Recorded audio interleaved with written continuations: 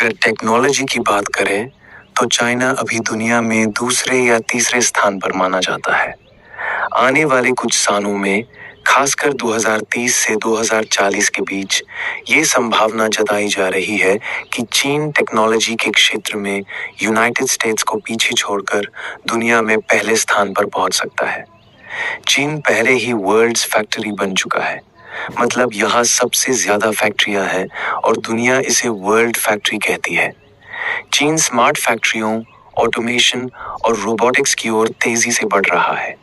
इस सेक्टर में हर साल लगभग 10 से 20% तक ग्रोथ देखी जा रही है। इसके साथ ही आर्टिफिशियल इंटेलिजेंस एआई में भी चीन बहुत तेज प्रगति कर रहा है और एआई में हर साल लगभग 15-25% ग्रोथ दिख रही है। वहीं इंडिया भी टेक्नोलॉजी के क्षेत्र में तेजी से आगे बढ़ रहा है। भारत में स्मार्ट फैक्ट्रियों, ऑटोमेशन और रोबोटिक्स की ग्रोथ लगभग 10-15% प्रति साल है। इसके साथ ही भारत एआई में भी तेजी से प्रगति कर रहा है और हर साल लगभग 20-25% ग्रोथ देखी जा रही है।